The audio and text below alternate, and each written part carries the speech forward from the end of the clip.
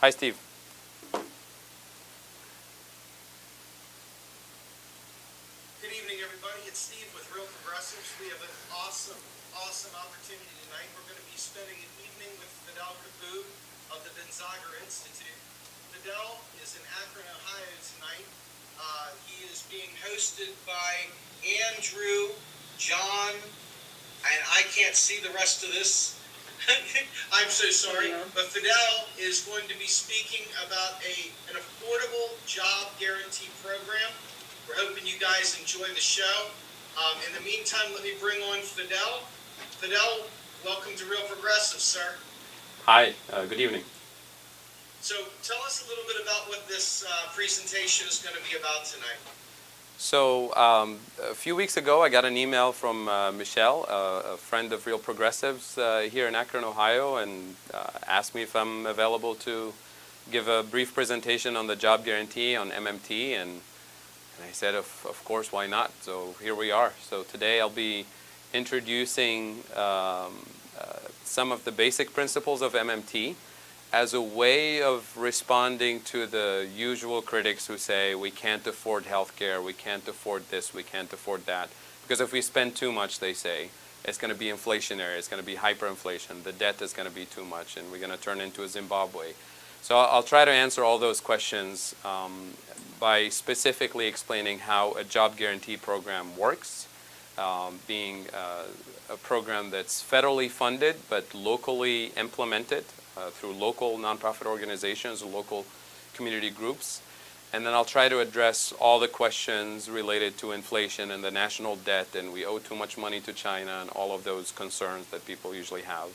And try to shift the conversation to a truly progressive public policy agenda that allows us to move sort of the public policy discourse to what I would consider common sense.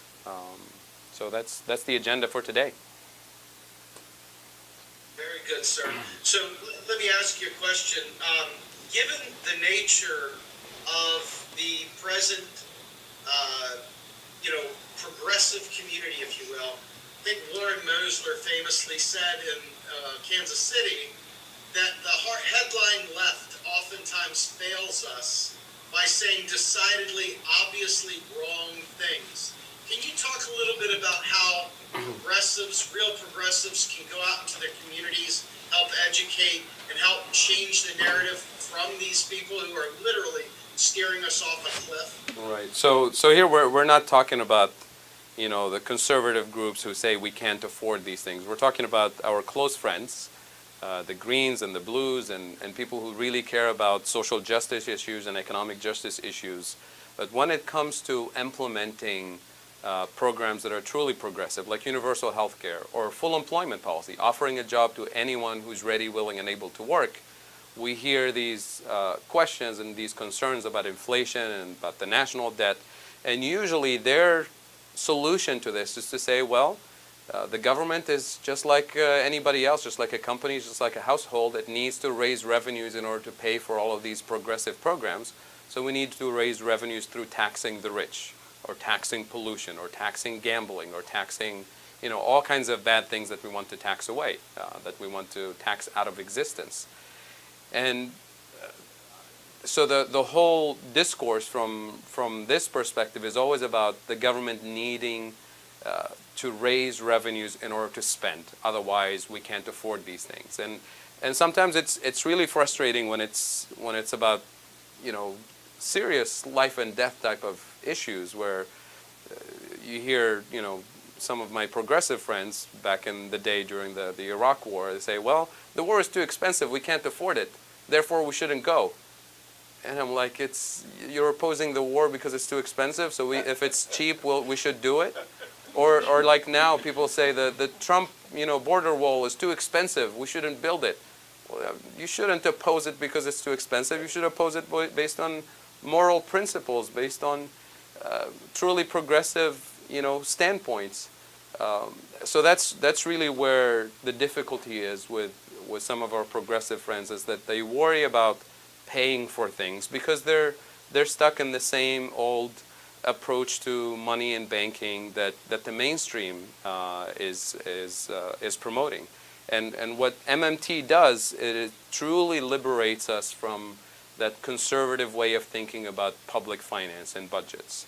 And the one thing that I'll ask the audience and I'll ask our friends to keep in mind when we think about public finance is to keep in mind that the federal government, not the local state and municipalities, the federal government and only the federal government in the US, is the issuer of the currency. And as a result, it operates in a completely different universe when it comes to finances. And then the rest of us, you and I, households, firms, nonprofits, states, municipalities, local village councils, all of these other organizations are users of the currency. So we all collectively operate under a different set of rules when it comes to spending money and paying for things.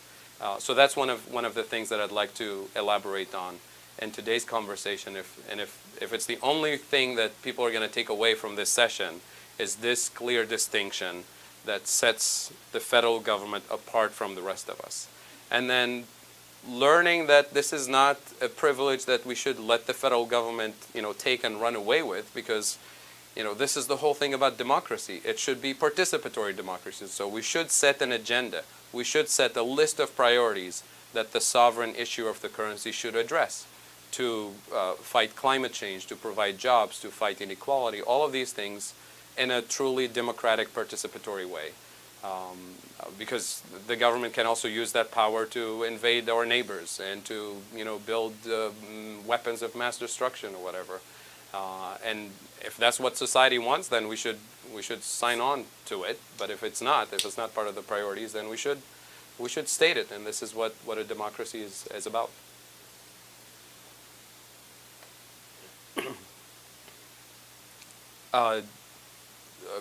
We'll hold questions to the end. Yeah.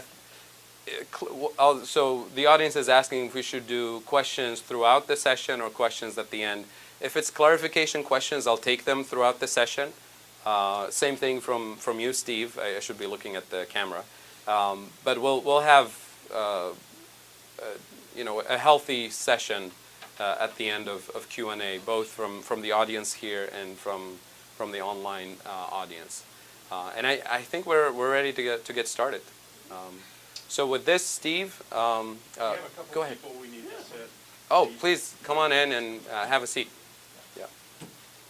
Is it too much bread here to ask what your working definition of progressive is?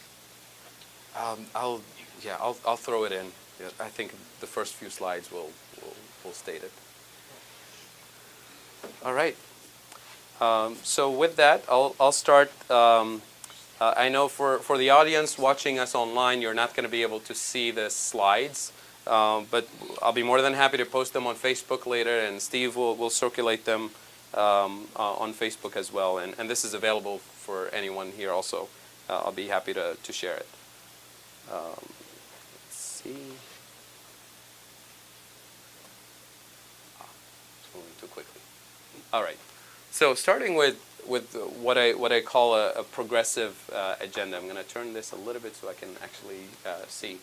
So when we talk about truly progressive public policy agenda, we're looking at what most people consider, employment for anyone who's ready, willing, and able to work, decent job with a decent wage, with benefits. We're looking at universal health care coverage. We're talking about parental leave and child allowances and free education, fighting climate change, clean water, clean air, all of these things that, that's what makes for a good, prosperous society. A decent quality of life for all, that's inclusive, that's just, that's fair, that doesn't produce excessive inequality. So all of these things is what I include in a progressive agenda. But then the question is, yes, this is all great. We all agree on these things on the left side of the spectrum. Even on the right side of the spectrum, people agree on this. But then the question comes, how do we pay for it? Right? Where does the money come from? And this is where really the crux of the issue is for us tonight.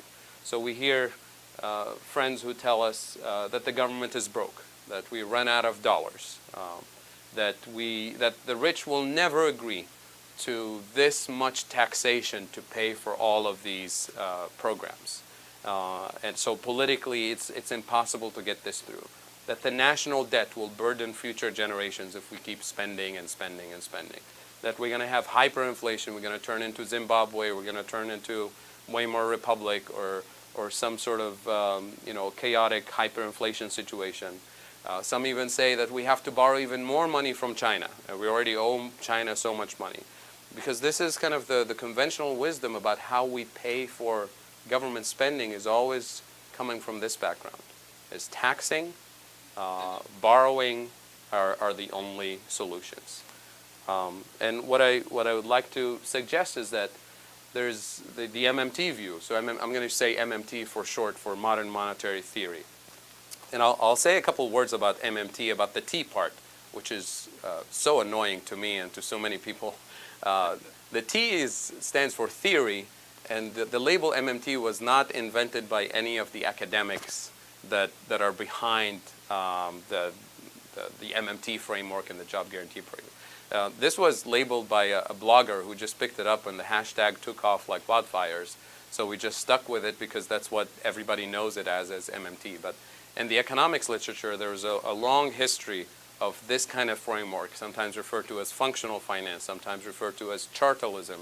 So there's at least 100 years worth of research in this area under different labels. But when the MMT label came on the scene, that's what took off. So that's what we're working with because the public knows it, the media knows it now, and a lot of people refer to it. So what I would like to suggest is that the MMT framework allows us to answer that question. How do you pay for it without causing inflation, without breaking public finances, without creating chaos? And that it sounds too good to be true, that we can afford all of these things without causing inflation, without causing any economic instability. And that's what turns people off at first. They say, this can't be right. This is too good to be true. And I'll answer that concern in this slide with a little bit of historical background. So there's two views on money. The MMT view, which I'll discuss in detail today, but I'll start with the mainstream view, the dominant view, that dominates every single textbook in economics. That even if you studied a little bit of economics in grade school or middle school or high school, this is the standard story that you're told. And this is the story that everyone in the general public sort of believes in. So the story goes this way. First, there was no money. It was a barter system. And then the barter system became very inconvenient because you have to have what I want and I have to have exactly what you want in the right quantities at the right time so we can actually exchange. So the barter system became very inconvenient when society became more complicated and sophisticated and large in terms of its transactions and population. So then the story goes, human beings, the private sector, not government, human beings in the private sector decided to invent money. And money was invented as a commodity to facilitate that barter system, to get rid of the inconvenience of barter. So the key point here is that money was invented by the private sector. And then many, many years later, governments came along and dominated the system and took over the monetary system and created governments and central banks and all kinds of modern organizational bureaucracies to go with the monetary system. But the lesson from this is that from this story is that the government is just like everybody else in the system. It's a participant in the system. It doesn't stand in any kind of hierarchical position. So it's a user of the currency. And the conclusion from this, if you're a user of a currency, just like everybody else in the system, then the logic is the following. You have to work hard, earn money, and then spend it. And you can also borrow money, but then you also have to work hard, earn it, and then pay off your bills, pay off your debt. That's the lesson that comes out of that kind of sound finance, history of money, standard textbook story. And this went on and on for decades. This was introduced into textbooks by Paul Samuelson, who won the Nobel Prize eventually, not for that, but for other parts of his research. And when he was asked about that story about money and the Robinson Crusoe and the barter system and the whole thing, where did that come from? He said, I don't know, I made it up. It's logical, it makes perfect sense. which is true. It makes sense. I mean, the story is logical and sound, but it has no historical evidence to back it.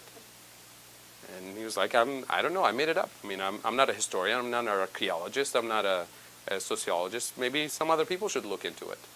And indeed, sociologists and archaeologists and anthropologists, people who actually dig for things and look for historical evidence, they did this kind of work, outside of the discipline of economics. And the best place to go for a comprehensive summary of all of those things is a book called 5,000 Years of Debt by David Graeber, who's an anthropologist. And he looked at dozens and dozens and dozens of cases throughout the history of the world in different parts of the world. And he couldn't find a single case that resembled the textbook story that's described in economics. Not a single one. Instead, he found dozens and dozens and dozens of cases that confirm the MMT story, which is the following. The MMT story is the following, that in every single human society, money was always introduced to society by a coercive political authority. Not a modern government like today, but a king, a pharaoh, a prince, a militia, a mafia, or whatever it is. People with coercive authority who can force the rest of the population to do things. And money was introduced in the following way. It was introduced through taxation. The best examples of this is the history of British colonialism in Africa. British and French and Dutch and others, but British, they're pretty good at keeping record of what they did. So we have a very clear evidence of this. So you go into a new part of the world that has people in there, that has an existing economy, not a capitalist economy, not a British economy, but an existing economy. And the first thing that the British authority imposes on the local population is to say, hey everybody, if you want to live in this area, if you want to keep your life and property and liberty and everything else, you have to pay a tax. And the tax is denominated in the British pound. And the population will say, what is a British pound? So we have no idea what this thing is. Say, oh, it's easy. It's this thing. It has the picture of the king or the queen on it or whatever. And I say, well, how do we pay the tax? I say, easy enough. You work for us. You dig the mines. We pay you in British pounds. And then you use those British pounds to pay taxes. So the tax was imposed first before there was even demand for money. As a matter of fact, that's what creates demand for the currency, because the local population didn't care for British pounds, didn't want British pounds. They just wanted their life and liberty and freedom and land and everything else. And that was the coercive condition to keep your freedom and keep your land, is to pay the tax. So now immediately the British authority created a demand for the currency when there was no demand for it before. And now stay with me for a second with the logic here, because logic is extremely important for the creation of the system, which is the following. Could that population pay the tax on day one? They don't have British pounds. The money doesn't exist in the system. So when we hear ourselves all the time saying taxpayers' money, that it's my tax dollars that pay for the police officers and the firefighters and the schools and everything else, that doesn't make sense. I'll come back to this point. So the logic in that British colonial system story is that first, the British authority has to spend money into existence, pay the miners so that they can dig the mines for the British authority, allow them to accumulate British pounds, then at the end of the month or at the end of the year, then you can collect taxes. So spend first, collect taxes later, right? This is an important point of logic for any sovereign government monetary system. So now, what if the British authority, let's say, spent 100 million pounds in that first year? How much could they collect at the end of that first year? What's the maximum they can collect? 100, right? Then they'll have a balanced budget and they can celebrate, right? A balanced budget. But what's going to happen when you have a balanced budget in that case? You had everybody work the entire year, their entire, work effort, earning $100 million collectively, and then they pay it all in taxes, 100% tax rate. What's going to happen the next morning? You're going to have a rebellion, right? And the system will break down, which is why the British authority doesn't tax 100%. No government taxes 100%. So you tax maybe 30%. So stay with me here. They tax 30%. So the British authority spent 100 million. and they collected 30 million in taxes. So what's the balance of the government budget at the end of the year? Deficit of how much? 70 million. All right. Where are those 70 million pounds? Where did they go? The citizens' pockets. They're there. In the community, in the private sector. So the conclusion from this is that every deficit for a government is exactly equal to the penny to the private sector surplus, or what we should call the non-government sector surplus. So money has to come from somewhere and has to end up somewhere else. So when you hear a politician today say, vote for me and I'll, pay off the deficit and reduce the deficit, translate that with this logic that I just explained, that politician is saying, vote for me and I'll make sure you, the private sector, run a deficit. Because it has to add up. It's a mirror image. I'll show you the data for the entire history of the United States. So this is where the distinction between issuer of the currency, which is the federal government or the British authority in this example, and then the users of the currency, the rest of us. The rest of us need somebody to issue the currency so we can have it in the first place, so we can save it, so we can build things with it, so we can trade it, so we can lend it to each other, so we can gamble with it, so we can do whatever, right? But it has to come from somewhere, and it can't just come out of thin air. So the rest of us, the participants in the economy, the users of the currency, operate under a completely different set of financial principles than the issuer of the currency. So it's not about good or bad, right? It's not about saying that government deficits are good or government deficits are bad. It's not even about good or bad. It's about simple accounting logic, right? The money has to come from some authority. And there's no other authority that can issue the British pound or the US dollar. I mean, it's counterfeit. And that's where the coercive authority of the government comes in. If anybody tries to counterfeit money, you spend a lot of the rest of your life in jail, pretty much. So it's an exclusive monopoly of the sovereign authority, right? And that sovereign authority can be a dictatorship, can be a democracy, can be a church, can be anything. And there are lots of examples in the history of the world with different kinds. But once you have that power, you can use it for good, you can use it for not so good, you can use it for evil. Those are separate political and social questions that we can deal with. And that's why, again, I emphasize participatory democracy to make sure that the power of the sovereign that issues the currency is actually used for the benefits of society, for the benefits of people. So that's, I know there's a lot of text here that goes through some of these examples, but that's really the main point. So now we have the two views of money. The textbook dominant view that has zero historical evidence to back it, and then the MMT view that has lots and lots of historical case studies backing it up with this logic. So now let me take that British example one step further. So the first year we said it's impossible, logically impossible for the British authority to have a surplus, a budget surplus. The best you can do is a balanced budget with an uprising, or the natural scenario is a deficit for the government authority and a surplus for the private sector. Now notice on that first year of implementing the program, the British authority didn't say, I need everybody in this community to work the mines for me. They said, I need every person in the economy, every actually male head of household. There's a gender dimension to it too. Every male head of household to pay the tax. So you can be a fisherman, you can be a hunter, you can be a farmer, you can be anything, but at the end of the day you have to pay the tax.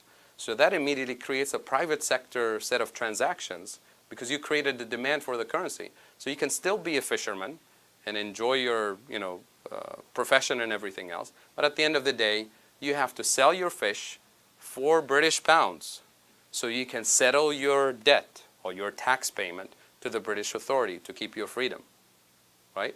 So now, as soon as you impose taxes on the entire population, you create demand throughout the population. You create private sector transactions that are now settled in that currency. That's the main point. So anybody can create money. I can print my own thing and say, this is my IOU. But who's going to accept it? It's a handful of people who trust you, but you can't enforce it on the rest of society, right? But the coercive authority of the government through the use of coercion can enforce and stabilize a currency. So the point here is that the currency that you create as a sovereign government doesn't need to have any intrinsic value. As a matter of fact, our US dollars today are fiat money. It's just paper currency that has no intrinsic value. It's not backed by gold or silver or any precious metal. And that's what confused a lot of people in the past, because some of those monies that were created did have some intrinsic value, but not all of them. I mean, seashells don't have any intrinsic value. There's all kinds of, rocks and wood sticks and all kinds of things that were used as money and worked for a long time without having any real intrinsic value. It's just we got confused with the gold and silver and precious metals in the later, in some parts of society, when that became dominant. But it didn't have to, right? That was just a coincidence, so to speak. So money is just a symbolic representation of socioeconomic transactions and relationships that happen in the system.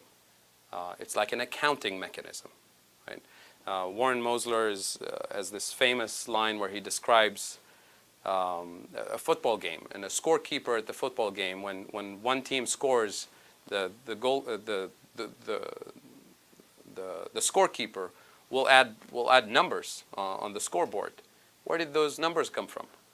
It's not like you have a budgeted number of goals or points that you can allocate to the teams, and when you run out, you say, well, sorry, we ran out of points. Even if you score, it's not going to count. It doesn't.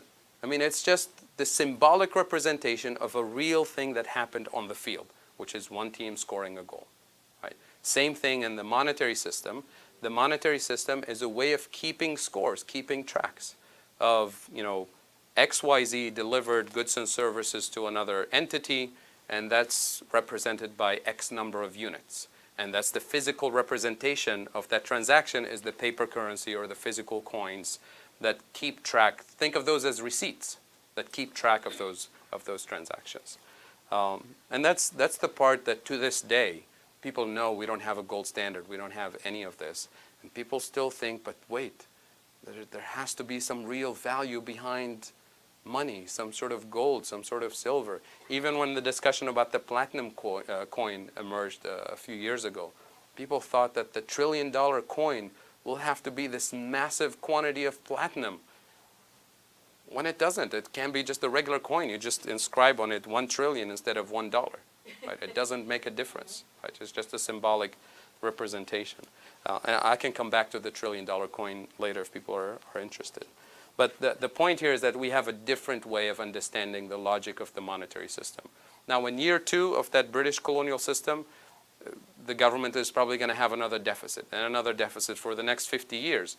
All of those deficits add up to what we call the national debt. The national debt is the summation of all the previous deficits that we accumulated. What's the equivalent of all of those deficits when they add up? Private sector surpluses that accumulated over the years. That's the wealth that circulates in the private sector. It's a one-to-one relationship. It's a mirror image. It can't be any other way. So after 50 years or 100 years, you can think of the British authority for 1 year, let's say year 100. For that 1 year, they can spend 500 million and tax 550. Where does the 550 come from? Private sector.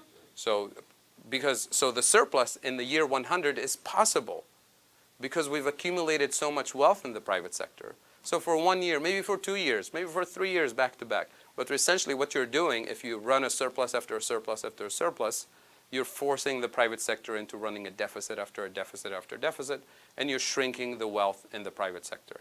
Which is why in the history of the world, every country that tried to run surpluses, they usually succeed for a couple of years back to back, 3 years maybe back to back, and then they immediately fall into a recession, a major recession. In the history of the US, I think we have 5 or 6 instances before the Great Depression where Congress very aggressively tried to pay off the national debt and balance the budget and do all of that. Each one of those instances was followed by a Great Depression. The last time was 1929, the Great Depression. The Clinton surplus years, same thing, led to what most people think of the Bush recession. It was really a Clinton recession. I mean, this is not a political statement about Clinton or Bush. This is just a question of logic, where the balance of the economy went. When Clinton was running the massive surpluses in the mid-90s, that's when the private sector, households in particular, were running the largest deficits in the history of U.S. household consumer debt. And that's what slowed down the economy, because if consumers have so much debt, they will not have as much access to credit beyond a certain point. So they'll slow down consumption. When consumers slow down consumption, and notice the US, 70% of GDP is consumer spending. So even when consumers slow down a little bit, we have a recession. And that's exactly what happened in the 2000s. When you say private sector, though, are you just talking about the American private sector? And the Yes. reason I ask is, Yeah. obviously, we have debt to foreign Right, that's entities. coming in the next one. So in the British example, I talk about private sector. I'm excluding the foreign sector, but I'm bringing it in the next couple of slides, I think. It's moving. Is it responding slowly or?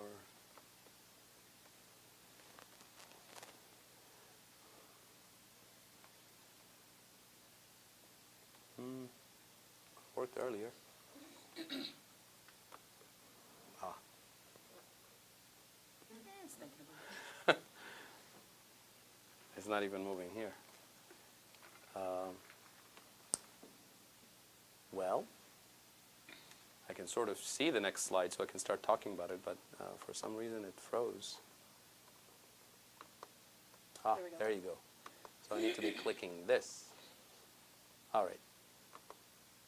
Oh, that's too fast. All right. So what I try to highlight from this MMT perspective is the importance of the sovereignty of the federal government, say in the United States, or sovereignty of a government in general. So let's get the definition clear, what I mean by financial sovereignty or monetary sovereignty. It's a government that enjoys these four basic features. Number one, it's a government that prints its own currency, which is pretty straightforward. Most countries in the world can do this. Number two, it's a government that collects taxes in that same currency. In the US, we collect taxes in US dollars and only in US dollars. You can't pay your taxes in any other currency. So that's also easy. Number three is extremely important, is when a government only issues debt or issues bonds that are denominated in its own currency. So the entire US debt, government debt, is denominated in US dollars, not in Japanese yen or Chinese currency or any foreign currency. And that's not the case for developing countries, which I will not talk about today. But so if you lose that, if you start borrowing and promise to pay in foreign currencies, then you've lost part of your financial sovereignty. Then the rest of the story that I'm describing today is going to be very difficult to achieve. But that's not the case in the US. The entire debt stock is in US dollars. And number four is to adopt a flexible exchange rate regime. So essentially not to set a fixed exchange rate like during the gold standard years where the dollar was fixed to gold, or some countries fix their currency to the dollar or to the yen or to the euro. In that case, you limit yourself because you constantly have to work towards keeping that exchange rate stable. So you spend a lot of money in that direction as opposed to doing other good things in society. So all of these conditions apply in the US. They apply in Japan, they apply in the UK, in Canada, in Australia. There's a bunch of countries that have full financial sovereignty. So what I introduce in the next slide is sort of a spectrum where you have a set of countries that have full financial sovereignty, and then you have countries that have lost some of their financial sovereignty because they borrowed in foreign currency or because they have a fixed exchange rate. And then on the far end of the spectrum, you have countries that have completely lost their entire currency system. So you think of countries that completely dollarized their economy and completely use the US dollar. So they have no fiscal and monetary authority. You can think of the Eurozone countries, the countries that use the euro. They too have lost their monetary sovereignty because they're giving it up to the European Central Bank. So they can't print their own currency. They tax in a foreign currency technically. The euro is not their national currency. And they have, so they've lost quite a bit of policy space. And the point that I want to highlight here one more time is the difference between issuers of the currency and users of the currency. So the issuer of the currency, the federal government, the rest of us are the users of the currency. And this is the spectrum that I was talking about. So in today's presentation, I'm exclusively talking about countries that have full financial sovereignty, like the United States. So I don't want to go into details about developing countries or the euro. We can have a whole discussion about that another day. So to highlight some of the key points from the MMT perspective here in just a few bullet points. A sovereign government spends money into existence. Remember the example of the British colonial authority. So a sovereign government doesn't need to tax first in order to spend. Right? You and I need to work hard and earn an income first so we can spend it. Right? You and I can also borrow from a bank or from a friend up to a limit, up to a point. But then the bank will say, hey, you can't keep borrowing. You need to work hard, earn it, pay it off to keep going. Right? So that's the users of the currency. Here I'm talking the sovereign government creates money by spending it into existence. Government spending comes first. Taxes come later. So this completely challenges our usual way of thinking about taxpayers' money, where we say my tax dollars pay for the war and for the infrastructure, for the schools, and for all of these things. So the MMT challenges that whole logic. It's working now. So logically, taxes do not and cannot finance government spending. And this is the most difficult pill to swallow for most people, because we've been fed that whole concept of money that I described in the beginning that has no historical evidence to back it, right? And the reason why this idea that the government needs to tax to spend, because we usually think as individuals, we usually think of finances from a personal perspective. How do I do it at home? How does my company do it? Well, of course, it makes sense. If I have to work hard and earn it before I spend it and have to spend responsibly, if I have to borrow responsibly and pay off my debt before I can move on, then my government should do the same. That's where the logic comes from. It's just the intuition is there all the time. And politicians capitalize on this. Even the politicians who understand it, at the end of the day, when they're running for office, they say, well, if everybody thinks this way, I better say it the same way so they can make sense of it. And that keeps, feeding that same mythology about how federal government spending works. So that's why I keep saying this is the most difficult pill to swallow. But I swallowed it and I'm fine. And a lot of people swallowed it and they're fine. You're actually healthier when you do. And once again, fiat money has no intrinsic value. There's no gold, there's no silver, there's no platinum to back up the system. What backs a fiat currency system is the authority of the sovereign government to enforce the system and to keep the system stable. And it's really the tax liability that gives money its actual value. So remember the case of the British authority when they showed up, and if they could have, thrown British pounds left and right and nobody would care to pick them up. But the minute you say you have to pay taxes denominated in this thing we call British pounds, that became valuable and that became worth people giving up their existing life and work and environment and saying, I'm going to work these nasty mines to earn these things you call the British pound so I can pay my taxes, right? So it's the taxation that creates demand for the thing we call money and gives it value. Otherwise, nobody would care to use it. It's a worthless piece of paper or coin. It doesn't have to have any intrinsic value. And this is the example that I mentioned earlier for the British authority. So this picture here, I know it's probably small on the screen. For those who are watching online, I'm showing the three sector balances that many people are familiar with. This is for the picture for the United States. So when I said a deficit for the government is the exact equivalent of the non-government sector surplus, this is what I'm referring to. So what is the non-government sector? It's the private sector, firms and households, but also the foreign sector, the rest of the world. So think of this as the United States federal government on one side, and then the rest of us on the other side of the equation. So the rest of us, some of us are in the private sector here in the US, and that's represented by the blue lines. The blue bars are the US private sector. That's both households and firms put together. That's the blue lines. The red bars are the government sector balance. So notice the US federal government is mostly in deficit, historically. Here's the little Clinton surpluses right there in the 90s, right? A little above zero. So that's government surpluses. And then the green bars represent the rest of the world, the foreign sector, right? So notice this is the zero axis, that's the 0 point, and these are the percentage of GDP, the numbers here. So if I take this picture and fold it at the 0 axis, it folds perfectly. It's a mirror image. Nothing gets lost when it comes to this. So if a dollar is leaving the government sector, the US government sector as a deficit here, it must be going either to the private sector, to households or firms, or going to somebody outside the system, to the rest of the world. So the numbers always add up. This is the most basic macroeconomic identity, accounting identity. And accounting identity means it's true by definition. It's not a theory, right? And so I'll give you an example. Notice the green bars, which is the foreign sector, so the rest of the world. The foreign sector before the 1970s used to have, the green bars used to be at the bottom, right? So the foreign sector used to have a deficit with the US, which means the US used to have a trade surplus with the rest of the world.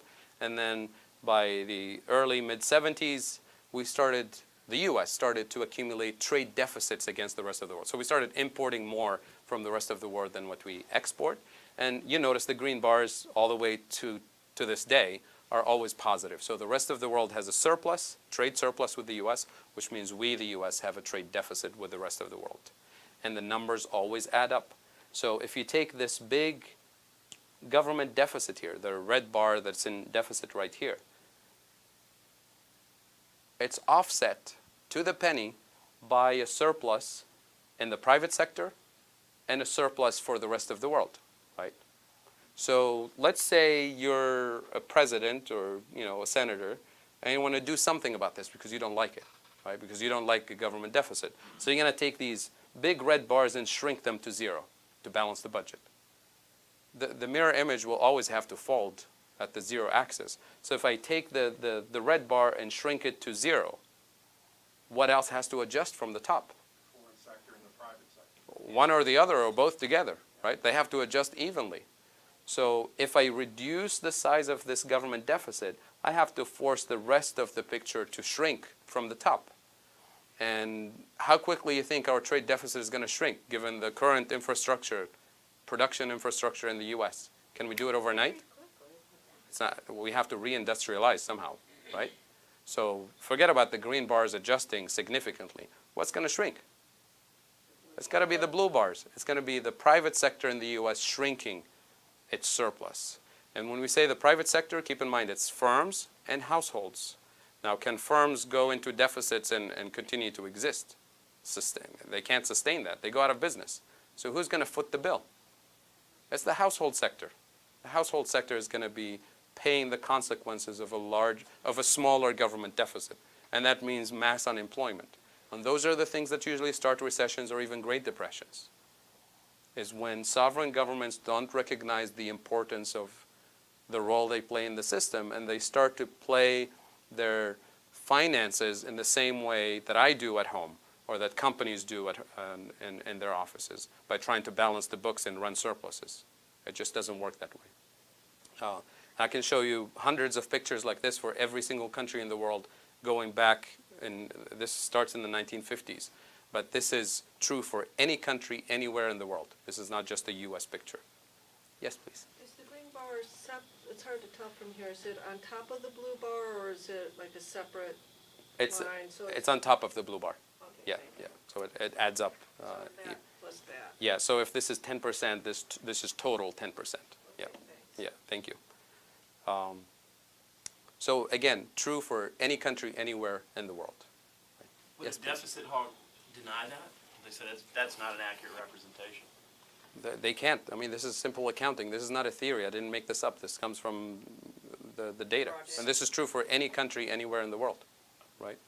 It's just a deficit hawk will not start with this picture. They'll start with the story that I described to you from a textbook. It's just a deficit hawk is a deficit hawk, right? It doesn't, you don't go through the logic of this, right? Andrew.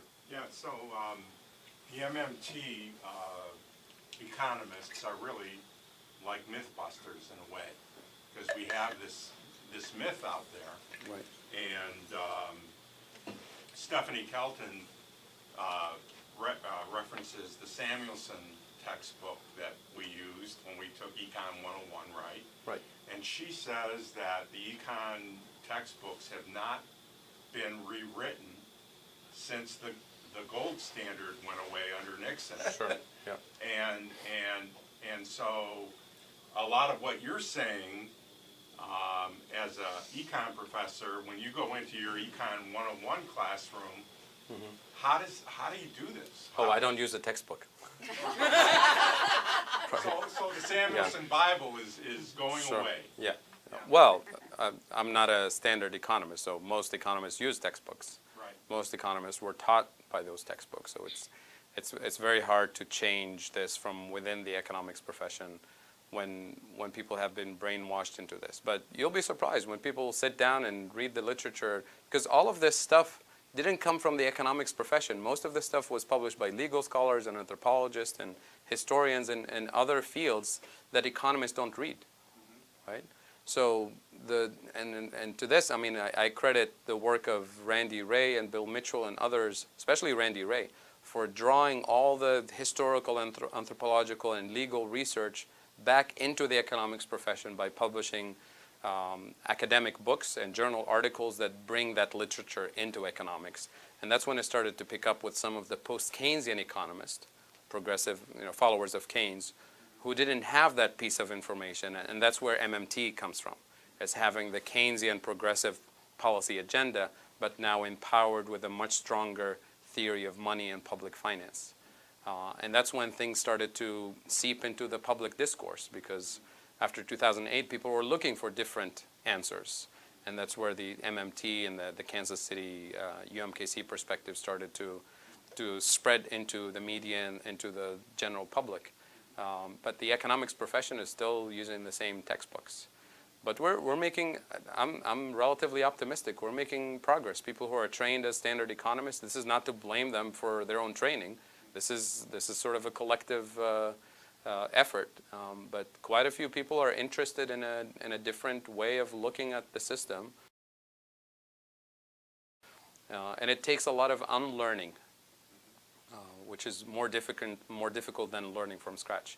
I mean, this stuff is very easy to introduce to students. It makes perfect sense, but then they say, well, if this is so, why isn't the rest of the world understanding this? This makes perfect sense. There is evidence to back it.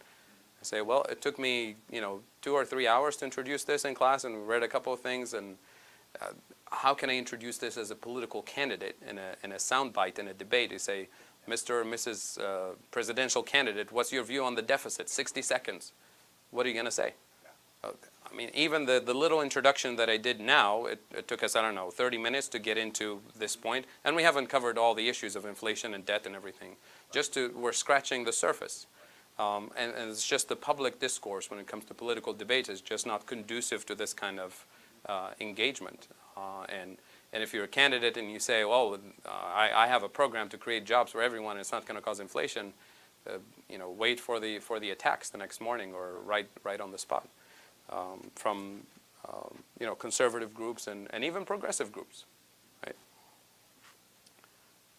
So the lesson from this accounting identities that the government balance, this is either a budget surplus or a deficit, plus a private sector balance, so private sector is firms and households, plus the foreign sector balance always adds to zero, meaning that picture always folds at the zero axis.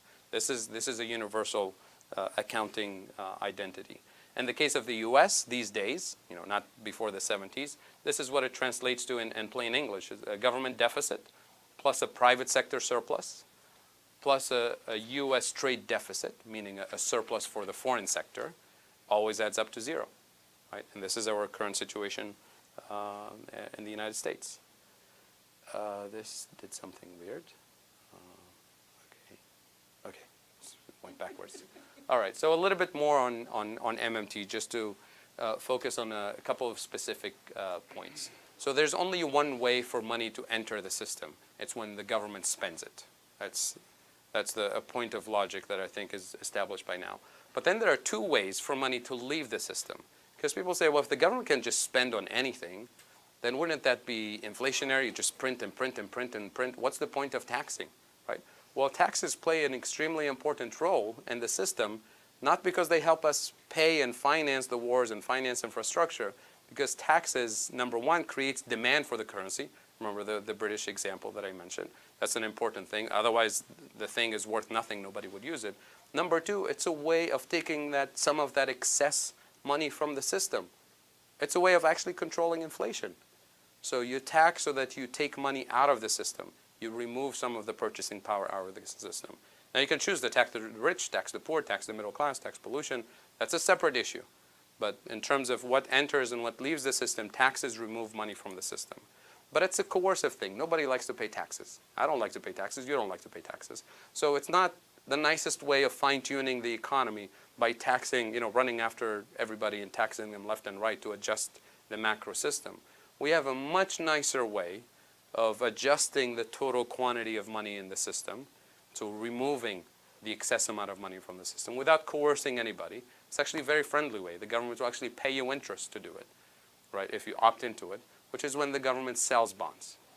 So when the government is selling treasury bonds, most people think the government is borrowing from us. And now we're back into that same textbook story. The government doesn't need to borrow its own money. Remember? The government prints its own money. So what is the government doing when it's selling treasuries? It's not borrowing from you. It's trying to convince you in a nice way, non-coercive way, to give up that cash that you have. Give up the surplus. Store it away, and the government will pay you interest. Will give you a bonus in the future, right? So when the government, quote-unquote, borrows or sells treasuries, it's really trying to remove some of the excess purchasing power from the system. Remove it away in a gentler, non-coercive way. Does that make sense? So you swallowed the pill. It's happening. So you see what I mean? So imagine the usual conversation that people have about the government debt and the deficit and the Treasury having to borrow from us. And the Treasury having to borrow from China, right? Because China buys Treasury bonds, and Japan does, and everybody else does, right? So that's where that thing about borrowing from China comes from, because we think that the government needs to borrow in order to spend. When what we call borrowing here, when the Treasury is selling Treasury bonds, is really not trying to do that in order to finance its spending. The spending already took place, right? That's the thing that started the system to begin with. So we have the logic backwards when it comes to that. I'll take Does questions. the Federal Reserve figure into this? The fact So that they manipulate Sure. The Federal Reserve Bank is an agency of the Treasury. It's owned by the government. So the Fed, for example, at the end of every year, because the Fed buys and sells bonds all the time to stabilize interest rates and to stabilize the financial system. I can go into a whole discussion about what the Fed does.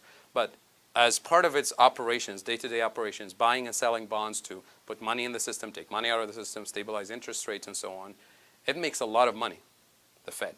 And at the end of the year, it makes a surplus of about, $100, $200 billion, $150 billion. What does the Fed do with its surplus, with its profits? They take it and they give it to their boss, which is the U.S. Treasury.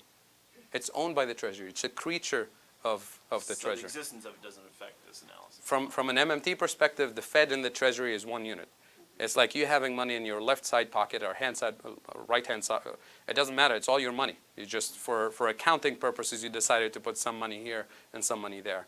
That's the same with the Fed and the Treasury. I mean, the Fed does other things too. But as far as we're concerned, if money is in the system, it's outside of the Treasury and the Fed. If money is taken out of the system, it's either taken out by the IRS, the Treasury, or taken out by the Fed on a day-to-day operational basis. Yes? So every war bond drive that we've ever had in this country has basically been needless and just done strictly to whip up patriotic fervor. Is that pretty much? I'm glad you bring this up. So in the case of World War II, there was the freedom bonds that were sold. And there was a reason for that, because during those years, during the war years, we had lots and lots of government spending to boost the war effort. So workers made quite a bit of income. We had full employment at the time. Normally, what would workers do with their income? Buy new cars, build new houses, They couldn't because GM and Ford and everybody else, they stopped producing cars, right? They're building tanks and airplanes. There were no new homes. There was no new output produced for consumers. So if those workers started going on a shopping spree, we would have had inflation, because inflation happens when you have purchasing power, when you have demand for houses, demand for cars, and you don't have the productive capacity to meet it, right? So it's not the fact that there was too much money, the fact that there was a productive capacity to meet the demand. So as a way of convincing good patriotic citizens to support the war effort, we asked people to postpone their consumption until after the war. So that's what. So there's the media campaign about the war effort was part of, but it also fed the logic of, you know, help us finance the war. The war started and ended without anybody having to finance it, because it was the government didn't ask anybody if we can afford it. We were in the middle of the Great Depression, right? If they ask anybody, they'll say, no, stay out of it. We can't afford it. We're starving here, right? So the financing of the war already happened, but the public illusion about it, you know, worked in a backwards way, and that's how those freedom bonds and liberty bonds, or whatever they were called, were sold. But it was really a decision by the government to ask the population, and not in a coercive way. Remember, in a gentle way. It says, I'll pay you interest if you postpone consumption until after the war. Right? It seems that it would be in the interest of the private sector to have a large government debt, because that translates into a large private sector surplus, except for the issue of perhaps how the wealth is distributed. Right. Because it seems that, especially, you know, when you hear the political messaging of the budget hawks, Right. it's always about how, you know, we really need to reduce the deficit, and it translates into kind of an induced scarcity within Sure. the private sector that Yep. favors some parties versus another. Could you speak to that? Right, absolutely. You can have a large deficit with lots of inequality. You can have large deficit with very little inequality. That's a question of who do you tax, for what purpose, because here from an MMT perspective, we're not saying we're taxing the rich in order to finance government spending, or we're taxing pollution in order to finance healthcare. Well, if we tax pollution in order to finance healthcare, and if we're actually successful at getting rid of the entire source of pollution, then how do we finance healthcare? Right? It just doesn't, it's a self-defeating argument. If we tax speculation away in order to finance education, then how do we finance education? Then we want to encourage speculation so we can have schools? That logic doesn't work. So It's like using the tobacco tax to finance cigarette, stopping cigarette smoking. Right. yeah, it's schizophrenia, right? It's really not having schizophrenia in economics. I mean, in terms of thinking about how these things work. But again, to your point, the inequality issue is a whole other issue. So from an MMT perspective, inequality is not a good thing for society to begin with. It's not a good thing for the economy to begin with. So we should tax the rich to get rid of inequality for the sake of eliminating that source of social anxiety and economic maldistribution, not because we need their money to fund things. So that's a political, social decision, not a financial, operational decision, right? The financing comes like any other financing comes when it comes to the federal government. We decide this is a good thing to spend on, and everybody agrees it's productive, it's healthy, it's good for society. We spend on it, right? And we spend in a way that improves quality of life, and we spend in a way that allows different groups within the nation to rise equally in terms of quality of life and access to opportunities and so on. So when people talk about redistribution, it's too late to redistribute. You want to pre-distribute. As you spend, you pre-distribute money in the areas that are needed. Because if you keep just distributing money the same way, you spend money the same way you do it, it's going to trickle up the same way it's been trickling up. Right? So the taxing the rich part and taxing pollution part, those should be viewed as a separate social and political, ecological issues, not as a way of financing whatever progressive agenda we want to finance. And I think I'll come back to it in a little bit as well.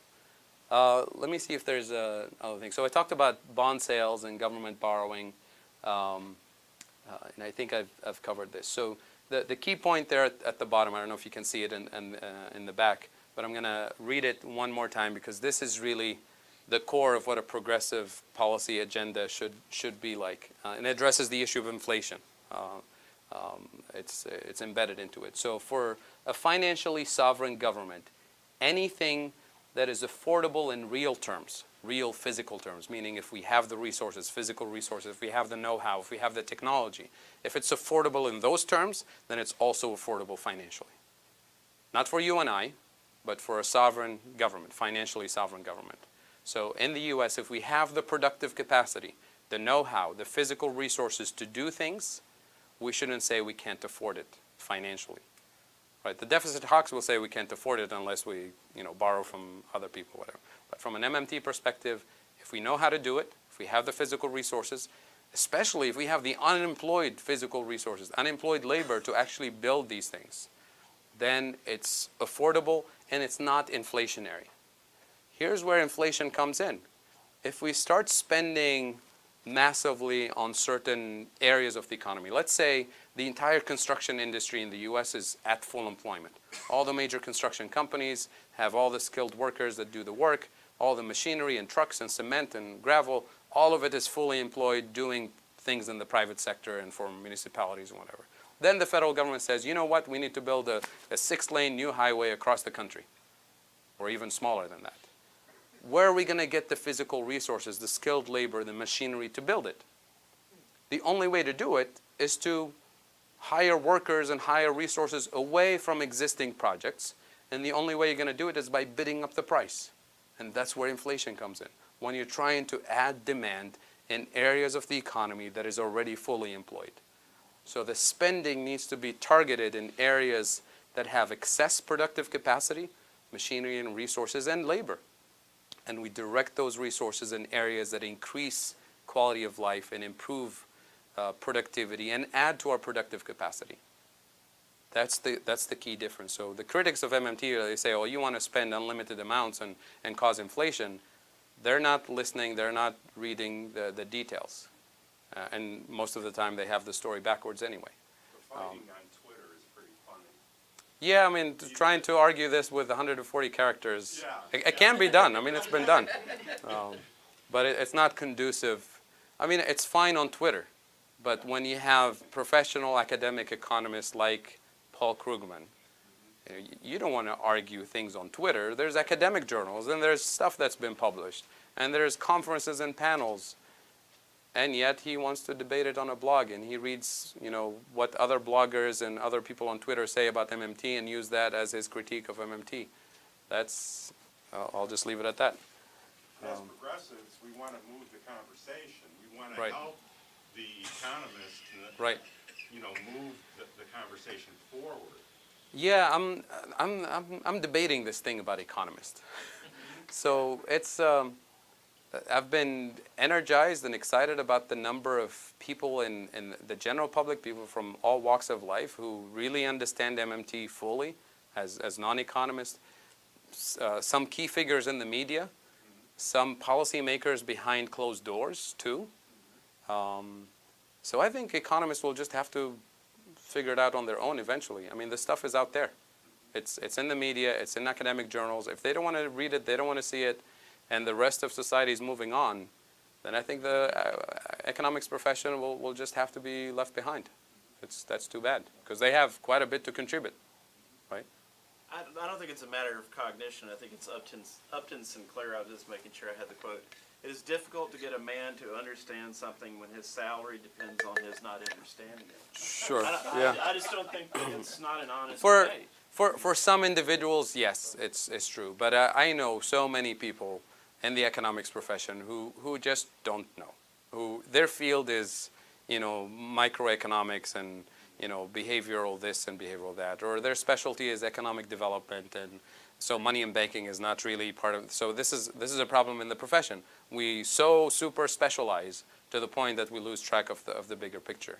And a lot of them are good friends and really progressive and vote the right way and everything. But when it comes to these discussions, they have the money and banking thing backwards. So those will catch on eventually. But the people you're talking about, I know who you're talking about. Yeah. those You people are mentioned one. right. Well, Yeah, I'll just leave it at that, yeah. I could say that. Yes, please. Just a clarification, MMT, in the economic literature, what are the other terms, like if someone were doing Sure. research on it, how would we find it? So functional finance is the other thing. Functional finance as opposed to sound finance. The mainstream is referred to as sound financial principles. Functional as in what matters is the function of the deficit, the function of the debt, not the level of the debt. That's why it's called functional finance.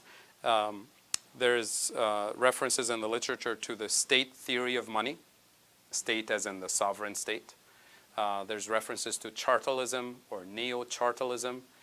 Chartalism as in the chartal units, that were used as monetary units. I'm probably forgetting another reference, but these are the main ones. Yeah, yeah. And most of this literature would be within the post-Keynesian and institutional economics literature. Right? Yeah. So, you speak with regard to the productive capacity of the economy, the underutilized capacity and its relationship to inflationary pressure. Right. In recent years, we've also had the increasing financialization of the private sector. Right. For example, Joseph Stiglitz would call it, the rise of rent-seeking activity. Right. And at the same time, we have all this underutilized infrastructure. We have, growing poverty and so forth, Right. growing wealth inequality, which looks a lot like underutilized capacity, underutilized potential within Sure. the economy. Absolutely. In terms of access to capital, which for small businesses, for homeowners, tends to come from the private banks. Right. And from, within that, and even if there's a bailout, a lot of it goes to, as we Banks, saw, not to households. to the yeah. banks, to the CEOs, Sure, and so forth. yeah. So my question is, how has this growth of non-productive concentration of wealth Right. through moving a lot of the economy into the financial sector, into just the trading itself, as opposed to productive Right. production of value, how has that affected the capacity of the public Yeah. sector to be able to balance out and to fully utilize the productive Sure. capacity of the economy? Right. So the turning point in the U.S., and I'll talk specifically about the U.S. A few months ago, I did a whole hour with Steve on Real Progressive on this specifically, on household debt and everything and financialization. I'll give you the short answer, but the details can be a whole session. So the turning point is in the 1980s in the U.S. when with the rise of neoliberal economics and politics, the Reagan and Thatcher movement to downsize the government, to minimize the role of the government in the welfare state and providing employment and providing college education and support for working families essentially, and breaking the unions, right? So when you weaken the working class, you start seeing the data right away. I wish I have it here. You start seeing workers' productivity continuing to rise, but compensation stagnating from that point to this day, right? So that gap between the rise in productivity and the earning the actual earnings of workers would automatically, everything else assumed away, would automatically lead to workers not being able to continue to consume at the same rate. And I just said earlier that consumption is 70% of U.S. GDP. So if workers slow down consumption, we go into a Great Depression. But we didn't. So how did workers continue? How did the middle class continue to grow the economy at the tune of 70% of GDP in terms of consumption if their wages were not rising? That's access to debt, right? And the rise of Wall Street, the credit card industry and the mortgages and the ninja loans and all kinds of, and student debt, all of the things that the federal government removed in terms of its support for students and working families and so on, and the unions losing their bargaining power, all of it now is replaced by access to loans, right? And the rising debt, starts to accelerate from that point on. And it's unsustainable because, a bank at some point will say, well, you got to pay me back. Your debt to income ratio is too high. So every time banks slow down access to credit, or consumers realize that, hey, we can't afford this anymore, so I'm not going to buy the next TV set, I'm going to slow down, consumption slows down a little bit, we hit a recession. And guess what? Every time we hit a recession, the whole public policy discourse, including the last 10 years with the Obama administration and moving forward, the whole question is, how do we get consumers to spend again? Well, there's two ways. You can either lend them more money and continue building the debt until the next crisis, or you can give them better jobs with better wages so they can spend out of pocket, so they don't have to borrow to spend. That's a question of social and political choice. It's about pre-distribution, not redistribution. If we pre-distribute this way, if you give people low income, wages, and we fuel advertising and consumerism to keep fueling economic growth, then that's what we get. We get more inequality. We get more severe crisis. So that's an important issue. So as part of the solution that I'm proposing here is a job program that pays decent wages and pre-distributes income as opposed to just redistributing income. But that's a very good, excuse me, that's a very good observation. This thing froze again, I think.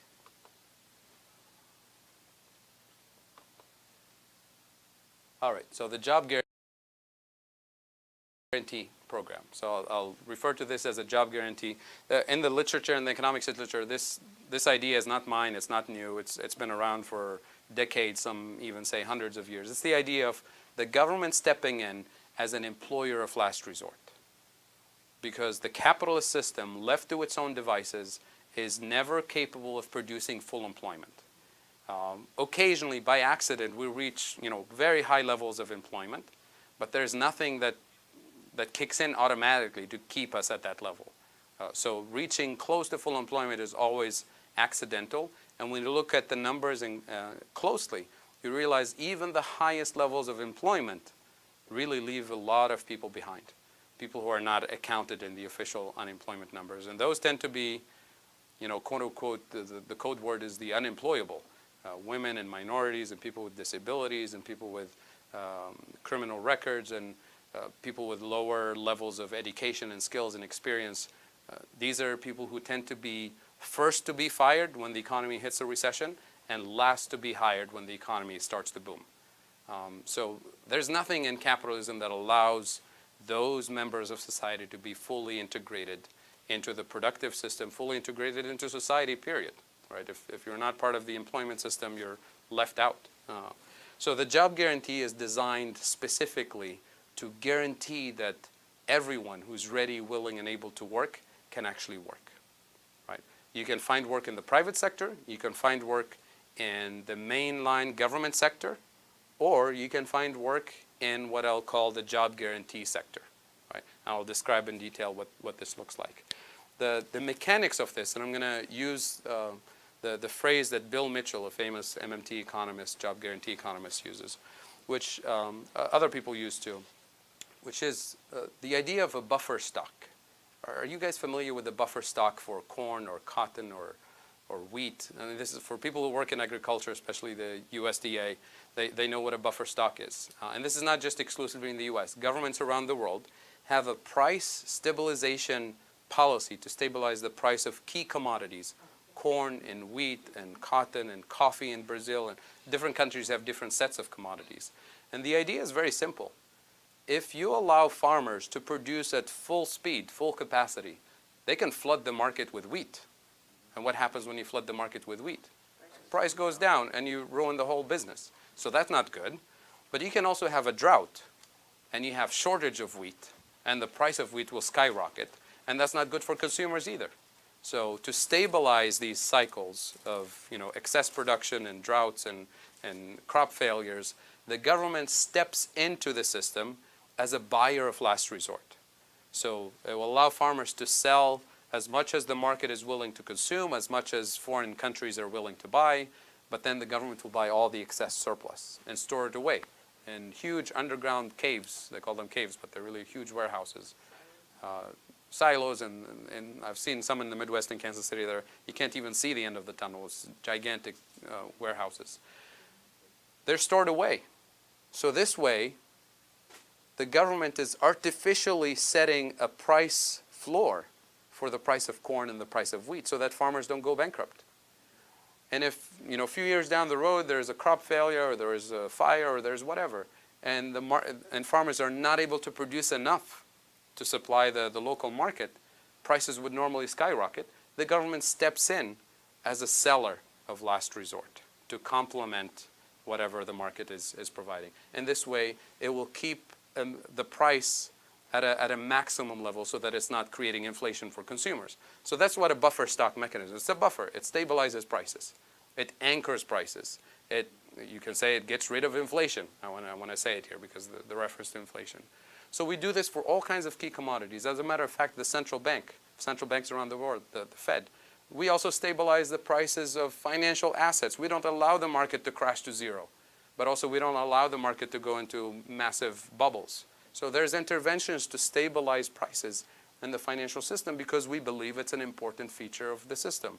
Just like corn is important, just like wheat is important. And what Bill Mitchell and other MMT economists are saying, we do this for all kinds of commodities, and it's good. But we're forgetting the most important commodity. People, labor. When people are unemployed, the effective price of labor is zero.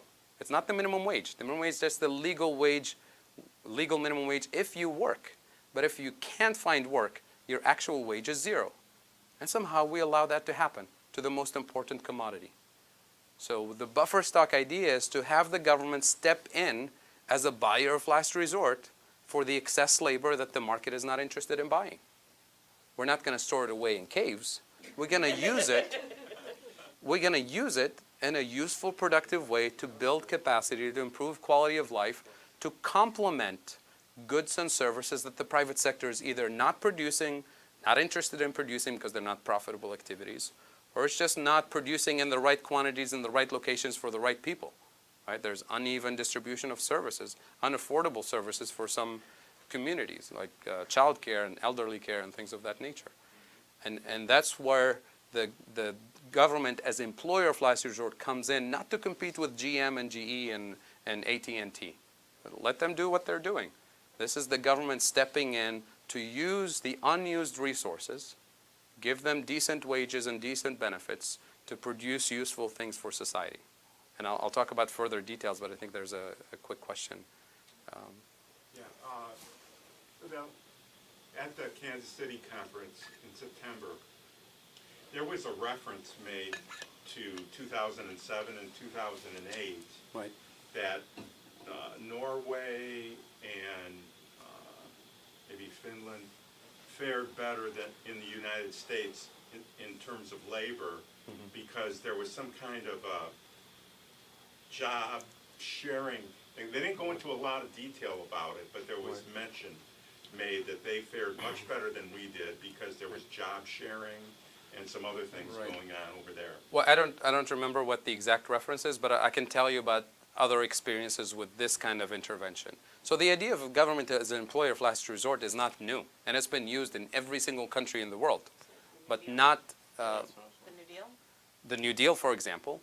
But the one thing that makes the MMT post-Keynesian job guarantee proposal different from all of those experiences is that we're not saying the New Deal was temporary and then was eliminated. Every single country at some point had some sort of public works program, some sort of intervention that usually happens in times of crisis, Great Depression, and it's usually limited to a certain number of people based on a miserable minimum wage, no benefits, and it's temporary. As soon as things go back to quote-unquote normal, it's eliminated, right? And we go back to business as usual, which is millions of people unemployed all the time, right? So what we're proposing is that this job guarantee program as a permanent feature of capitalism, because capitalism always produces unemployment. So we have this as just like the buffer stock for corn is not temporary, it's permanent. The buffer stock for wheat is permanent. It wouldn't work otherwise. You can't just have a buffer stock every other year. You have to have a permanent program. The same way we have a permanent program to keep people employed. Because this is not just, just keeping people employed. I mean, there's tons of studies linking unemployment, especially long-term unemployment, with crime and depression and domestic violence and child abuse and all kinds of social ills and suicide and psychological problems, things that actually cost society so much and real dollars, right? Because these things cost money, right? And why not put people who are willing to work, who are looking for work, with whatever level of skills they have. Take people as they are, where they are, and do on-the-job training. And people can move up the skill set. Even the private sector, you ask any employer today, in the US or any part of the world, you say, would you rather hire somebody who's been unemployed for 2 years, or hire somebody who's been working in a New Deal type of program for the last 6 months, building skills, showing up on time, productive, showing performance with a recommendation letter from a supervisor? It's a no-brainer. Of course I hire somebody from this program rather than somebody who's been unemployed for 2 years, has no track record of productivity or anything like that. So even the private sector would benefit from that. Some people in the private sector, they say, well, you know what, we need unemployment because that's a good threat to our workers because it keeps them disciplined and productive. If anything, who's more of a threat? Somebody who's been unemployed for 2 years, or somebody who's working in a New Deal type of program for the last 6 months or a year? Who's more employable? If anything, this represents more of a serious threat to replacing you on the job. Not that this is the way, because once you have a job guarantee, there is no threat of moving into misery, because there is a safety net, right? So it sets a minimum standard for the labor market in terms of wages and benefits and so on. Would there be wage inflation though? Is that what an employer might complain? So the wage inflation issue, maybe I should move the slides quickly, but I'm getting to the wage inflation issue. In the case of the US, it's really difficult because we already have such a low minimum wage that, to start a job guarantee at the current minimum wage, a poverty wage, should not be on the progressive agenda. I mean, the progressive agenda, number one, is to move the minimum wage to a decent level, to a living wage, and then we start a job guarantee right there. So if you start a job guarantee at a $15 an hour or whatever, that effectively becomes the minimum wage. And just to be clear, I wasn't No, worried about it. I just thought that's what they would say. Oh, of course, yeah. Goodness gracious. So I talked about the buffer stock mechanism, taking workers as they are, where they are, on-the-job training. The key here is that the funding has to come from the federal government. This is the whole point of MMT. But the selection of the projects, the implementation, the supervision, the hiring and firing, everything has to be done in a decentralized way. Because the needs of the community here in Akron, Ohio are not the same as Columbus or not the same as in Dayton, right? So you would have this sort of as a grant system from the federal government with local nonprofit organizations, people who are actually dealing with the issues that need to be addressed in the local community. Nonprofits that are underfunded and understaffed, who actually know the community. They come up with a proposal and say, we need to hire 6 people to work on this project that we've been trying to accomplish for a while, but we had no funding and no staff. This is how you build the job guarantee program from the ground up. And this way it's tailor-made to the needs of the community. And you're hiring people where they are. You're hiring local people who are looking for work to serve the communities in which they live. You're not telling people move to Colorado to find jobs or move to Texas to find jobs. And this is how you build local community development at the local level without somebody in DC telling you, you need 5 bridges in this town because we decided you need 5 bridges. It's the local community that decides what are the priorities. Are the priorities after school programs? Is it opioid addiction? Is it women's shelters? What are the issues and what are the resources needed? And that's how you improve quality of life in a tailor-made, not a cookie-cutter approach to employment. So my question is, do you see this buffer stock for labor as being compatible with having a guaranteed minimum income? Given what you said about, I know you said it's a different context, but certain people being unemployable, even with job training, even with, Education reinvesting and sure. education, Sure. reinvesting in certain community-based public works, there's still going to be a certain number of people Right. that for whatever reason are just not able to Absolutely. work, Yep. but still need to put food on the table. Absolutely. I mean, you read the job guarantee literature is absolutely 100% included. We're not saying everybody should work. We're saying people who are able to work, ready, willing, and able to work, Right. we should provide them employment. There will be a lot of people for health reasons, for family reasons, for whatever reasons, can't work. And in that case, the guaranteed minimum income is a complement of this. But I'll just say it in passing because this can open a whole hour of debate. But the basic income proposal. So a basic income without a job guarantee is not okay with me. This is but a job guarantee with a basic income to complement is what I would support, and we can debate this for an hour. But that's where I stand. So I'm gonna move to the inflation, the wage inflation thing. So think of let's say the program is up and running, and we hired millions of people in the job guarantee program, hired at local community organizations. They're earning a wage, a decent wage. They have benefits, and they're spending their income, buying clothes, buying housing, buying cars. So now the private sector is booming, and the private sector needs to hire workers, right? But nobody's unemployed. Where are they going to find workers? They're going to hire them away from the job guarantee program, right? So this way we have continuous full employment no matter what's happening in the private sector. When the private sector is booming, the size of the job guarantee program will shrink because those workers will find better wages and benefits in the private sector, hopefully better, right? And if they're not better, they're not going to take them, right? So we're setting a minimum standard of saying, if you don't provide a decent wage with benefits, with retirement, whatever the benefits are, you have to at least match the minimum that society agreed is the minimum for a decent quality of life. So those workers will move to the private sector, and when at some point the private sector will hit another recession, just like it always does. But in this case, those who are laid off from the private sector are not going to become unemployed. They're going to go back to the job guarantee sector, which will expand during bad economic times for the private sector. So the buffer expands and shrinks with the level of activity in the private sector. But this provides continuous full employment. Nobody falls through the cracks, and nobody loses their skills, and skills depreciate. We don't go into that vicious cycle of more unemployment and more crime and more violence and more domestic violence and suicide, and all of these things that happen with. By the way, all of these studies are in the medical literature, not in the economics literature, which is telling in and of itself. So that's the idea of the counter-cyclical nature. But now, once we set that minimum wage that we want to set for the job guarantee, why would that be inflationary? If, let's say our minimum wage, let's say we start with today's minimum wage, $8 an hour, whatever, with benefits. If Walmart or McDonald's wants to hire workers away from the community job guarantee program, they're going to have to match at least the same wage with the same benefits, right? Or they have to offer them some sort of perks, a uniform or a car ride or whatever. But if we set the minimum wage to $15 an hour, which I think where it should be as a minimum, with all the benefits for working full-time, health benefits and retirement benefits and so on, then we're telling the corporate world that nobody's going to work for you unless you pre-distribute. Take care of them? Right. Sorry. So it's a question of distribution.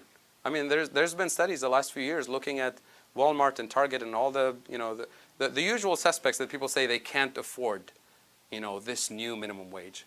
Well, if your business model is based on slavery wages, then you should go out of business, right?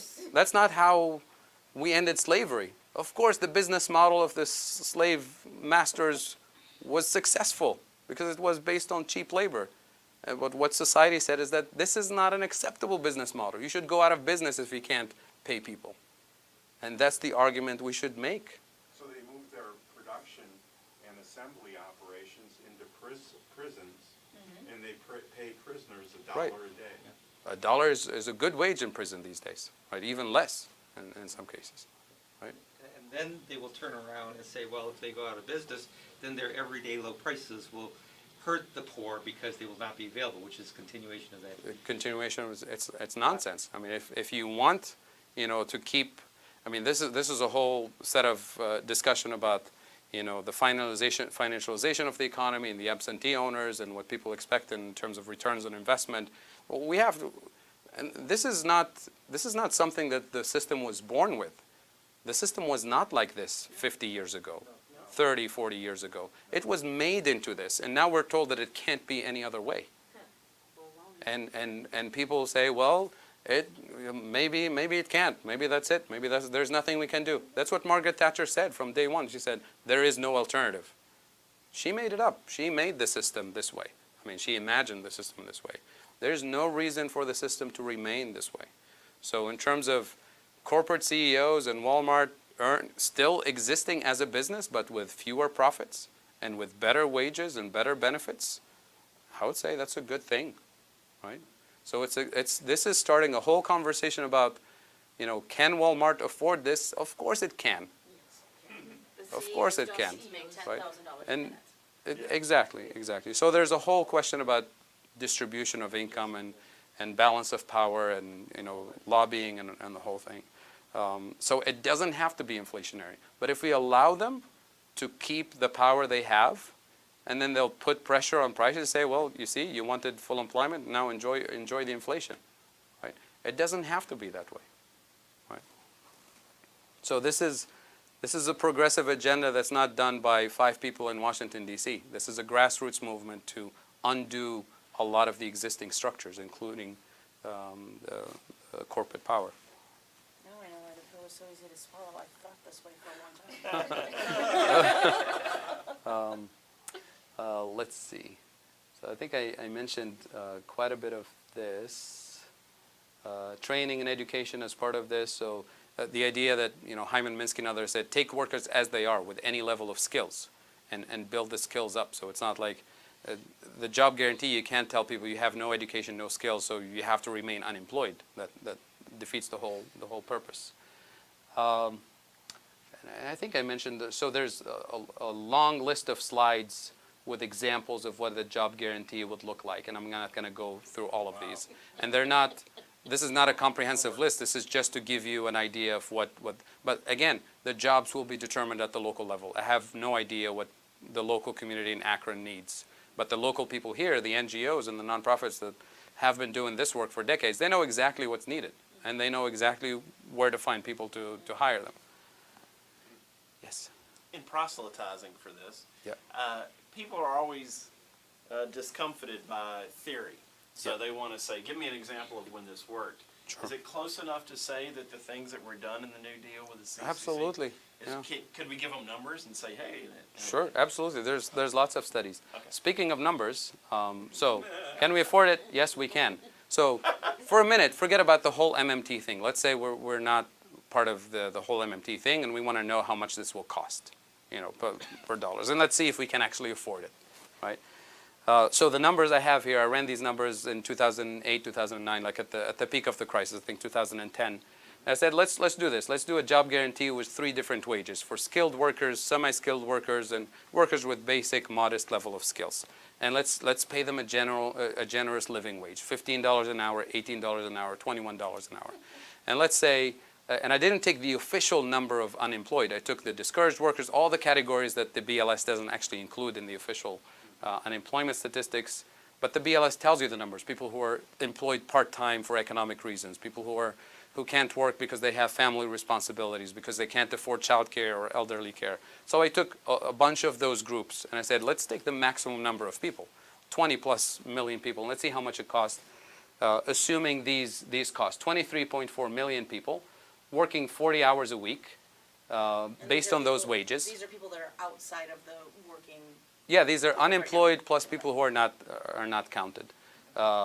Let's say, retirement benefits, healthcare benefits, all of these things. Let's make it as generous as you want it to be for a progressive agenda. And let's see how much this costs. So it turns out that the net total cost of this program would be less than $600 billion. And this is to move unemployment to 0, right? Not to, remember the Obama years? For 10 years, we lowered it to 5%. After trillions and trillions of dollars mostly going to Wall Street and not really, and not giving any living wage or anything. So the net cost of doing this is less than 4% of GDP. The Bush and the Obama deficits in the first years of the crisis were 10% of GDP. And it didn't really put a dent in this thing. So forget about MMT for a second. From a standard textbook perspective, how is this not affordable? And does that reflect tax revenues generated by the people? Yeah, this is the net effect, right? And this is taken into account. So one of the benefits of the job guarantee is that you're going to eliminate a whole bunch of spending, on welfare spending. Not all of it. Some of it will be there. You're going to save quite a bit of money on prisons. You're going to save quite a bit of money on policing and crime and all. So I didn't assume that all of those numbers are going away. I just assumed a small portion of that is eliminated, which is consistent with historical standards. Every time the economy improves, spending on those negative things decreases too. So the job guarantee will eliminate quite a bit of that, not all of it. And so that's included also in the numbers. That's including the 600 Billion, yeah. is offset by Is the offset, yeah. So the actual number is close to $1 trillion, but then you start adding the savings and the tax revenues and the net effect, because there's a multiplier effect, obviously. Sure. When people have income, they spend it, it creates a multiplier effect in the economy, it generates more economic activity. So that's included. And there's lots of, this is my own calculation, there's lots of studies of this. I just tried to do the most extravagant, generous one, and it couldn't even reach 4% of GDP. Most of the estimates for the UK, Australia, the US are around 1% of GDP for sort of a minimum wage type. So the numbers do add up. It's just the political will and this fear of inflation and hyperinflation and going bankrupt that keeps coming back. Speaking of inflation, because I want to make sure we address this, I think it's on one of the next slides. So the next few slides have a little bit more detail about wages and things of that nature for this particular program. Oh, I have these slides twice for some reason. So I said, well, if it's too much to implement in 1 year, you can implement it in 3 phases. The first couple of years, employ the long-term unemployed, then employ young people, then employ everybody. So it can be done in a variety of ways, because logistically you can say, oh, it's too difficult to employ 23 million people. Well, how did the New Deal work? They did employ millions of people on the spot when it was decided. In a matter of months, it was up and running and productive. So the idea that we can't do this logistically is nonsense. But even if you accept it, let's try. Let's try 10 million. Let's try 5 million. Right? So these are the numbers if you phase it out. So I want to say, I had a slide about inflation. I don't know where it went, but I'll say it anyway. So I'll say it anyway because it's important. So people who say Zimbabwe is hyperinflation and Weimar Republic, there's actually a study, not by us, not by the MMT people, by of all people, by the is it the American Enterprise Institute or the Cato Institute? They looked at all the cases of hyperinflations in the history of the world, and they actually came to MMT conclusions. In every single one of those, it wasn't that the government was printing too much money. It was a loss of productive capacity or a breakdown of the political system and the economic system. So think of inflation as a situation where you have purchasing power, consumers wanting to buy food, like in Zimbabwe, and there's no supply of food because the political decision made by Mugabe at the time was to redistribute land away from the white minority owners to give it as a reward, reward to political military fighters who helped with the independence movement. These people are not farmers. So from day one, there was a massive agricultural failure, right? The productive capacity agriculture-wise was just not there, but the demand was still the same. So what do you think happened to food prices? They go through the roof. And then as a result, what does the government have to do when that happens? I mean, it was sort of as a natural reaction. Prices are going up, so there's more demand for money, so we increase spending. And that fuels the hyperinflation. That's the wrong thing to do. Same thing with Germany after the war, after the First War. The Weimar Republic, it's not an actual country. It's the made-up country after the war. So when the Allies punished the Germans after the war, they took away quite a bit of their productive capacity, a huge chunk of land that has most industries. So the productive capacity goes down. The country is destroyed anyway with the war and doesn't have any productive capacity. And demand is rising, and payments for the war reparations are rising. So that sparks inflation, and it turns into hyperinflation. It has nothing to do with, if anything, we would have had hyperinflation during World War II in the US with the war spending, right? So every single case of inflation or hyperinflation, it has to do with the productive capacity, real resources. Most developing countries today, the inflation they suffer from is imported inflation because they depend on food imports and energy imports because they don't have local productive capacity. But of course we tell them your government shouldn't spend because it will fuel more of this inflation. So that's a talk for another day about developing countries. So the inflation part is, from an MMT perspective, is always about the real physical resources. So that's the only limit, the real limit for sovereign government spending is when you hit the maximum productive capacity, and that turns into inflationary limit, right?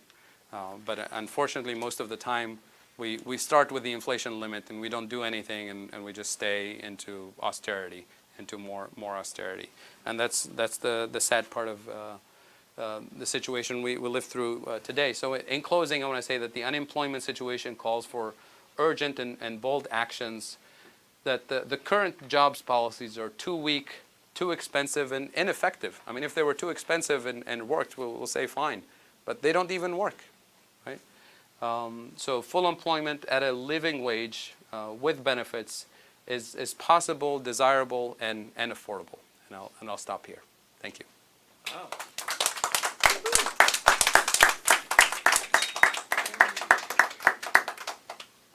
I'll be happy to take questions. I don't know how much time we have, but we'll take questions from the audience. We'll take questions from Steve. Yes, please.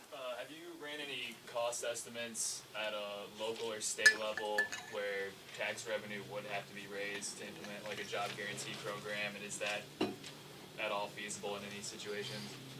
I haven't done it myself, but I've seen some case studies. In most cases, a friend of mine ran the numbers for Columbus a couple years ago. 1% income tax, additional income tax would fund close to a full employment program. Not with all the benefits that I described here, but it was the idea was to target this for returning citizens, people who come out of the prison system and can't find work, can't find housing, can't find anything, to address that particular problem. So at the city level, at the local level, again, you're not a sovereign issuer of the currency, so you have to raise tax revenues to do it. So it's a question of distribution. It's a question of what are the priorities? Are the priorities building a stadium or addressing unemployment or vice versa? So a lot of city governments and politicians think that if we build a stadium, it's going to create jobs. But it's going to create jobs for skilled workers, for people with middle income. It's not going to address the issue of returning citizens or people who have high school dropouts with no experience, with all kinds of women and minorities. Those groups again are left behind. And when you boost economic activity the traditional way, you boost the traditional groups and you leave everybody else behind. So this job guarantee is designed specifically to be the safety net. Of course, if you're an engineer, you lose your job, you can always get a job at a job guarantee. But it's very likely that you're going to find employment pretty quickly. You're not going to stay in the community employment program forever, right? But it's there as a safety net for everybody. But it's primarily benefiting people who are left behind by economic activity. So at the city level, it has to be designed and negotiated accordingly. Resetting the priorities for city spending. Yes, please. Kind of goes to what I was going to say a little bit about how does one roll this out? Like you said, grassroots effort and that sort of thing. How does it get rolled to the top? Like what can we do? So first is to get the federal government to recognize how it spends and to act accordingly, right? We experienced this a few weeks ago when we increased military spending by $600 billion. Nobody asked where is the money coming from, or can we afford it? Is it hyperinflationary? It just happened, right? Steve has a follow-up. Yeah. Go ahead, Steve. Okay. So Fadhel, there's a couple of things that keep jumping out that I think that make it difficult for someone like myself to reach into minority communities and speak to folks that are historically oppressed, have been in generational poverty for many, many years, and are basically landlocked and trapped, places without work like Flint, Michigan, and so forth. Right. Can you please make the case that for minority communities that are deeply impacted, number one, how MMT and knowledge of MMT assists them in achieving the life and policy goals they have, as well as how the federal job guarantee directly impacts that the inequality, if you will, or the lack of opportunity in those communities. Right. So just a couple of examples off the top of my head. So I live in Granville, Ohio, not very far from Newark, Ohio, which used to be a very prosperous Midwestern small town, and now is part of the sort of the deindustrialized Rust Belt in Central Ohio and Northeast Ohio as well. Flint, Michigan, any of these communities, deindustrialized communities, one of the things you immediately notice is that these are food deserts. There's no fresh food production. I had it on the list in the beginning for a progressive agenda. We have clean water and clean air on a progressive agenda in 2017. This is how bad the situation is, that we're begging for clean food and clean water and clean air and clean energy when we have the technology, we have the resources to move to renewable energy production and cleaner technology. So for the smallest community groups in the most landlocked areas that Steve described, you can think of community organizations saying, we're going to do urban farming, we're going to do aquaponics farming, we're going to do a different kind of energy production, we're going to recreate, retell the story, the history of this, we're going to create ecotourism circuits for the deindustrialized Midwest. There's ways of using unemployed labor and local resources to create value, to create a different kind of economic activity that gives people jobs and fresh food and employment where they are without telling people you have to move to Cleveland or Columbus to find jobs. So there's the infrastructure in terms of water infrastructure, in terms of roads and highways. There's all kinds of things in terms of schools. A lot of the schools are underfunded and understaffed. After school programs in every small community have been pretty much eliminated. Local theater groups have disappeared, where communities used to have thriving arts and festivals organized year-round.